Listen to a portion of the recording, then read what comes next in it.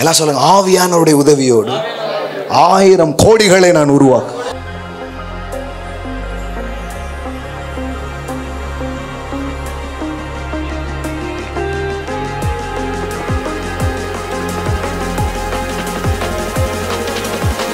ப்ராஸ்பரிட்டின்றது, ஐஸ்வர்யமாய் வாழ்வதுன்றது ஒரு அழைப்பு.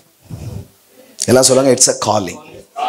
இப்போ நிறைய பேர் சொல்றாங்க பாருங்களேன், நான் கர்த்தர் என்னை ஊழியத்திற்கு அழைத்திருக்கிறார். கேள்விப்பட்டிருக்கீங்களா? நான் சொல்றேன், ஒரு பிசினஸ் மேனா இருப்பதும் ஒரு அழைப்பு. ஆமென். இதை பிழைப்பு என்றும் ஊழியத்தை அழைப்பு என்றும் சொல்லுகிறார்கள். ஆனால் வேதவசனம் சொல்லுகிறது, நீங்க ஒரு ஆண்டர்பிரனரா இருப்பது என்பது ஒரு அழைப்பாய் இருக்கிறது. ஆமென். இது முதல்ல புரிஞ்சுக்கணும். இது ஒரு தெய்வீக அழைப்பாக அது இருக்கிறது. It's a divine calling.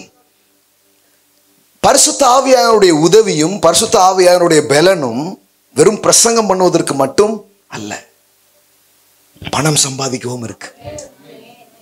ஆமென். எல்லாம் சொல்லுங்க, ஆவியானவருடைய உதவியோடு 1000 கோடிகளை நான் உருவாக்குவேன். வாங்குறவங்க வாங்கிக்கோங்க சார். நான்லாம் நீங்க சின்னதா ஏதோ அப்படி இருக்கணும்லாம் நான் பேச வரல. அதுக்கு ஒரு கான்ஃபரன்ஸே தேவை, குறைஞ்சது கோடிகள்.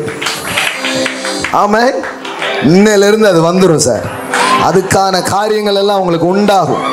அதற்கான விஷயங்கள் எல்லாம் உங்களை நோக்கி அது எழும்பி வருகிறது, நீங்கள் பார்ப்பீர்கள்.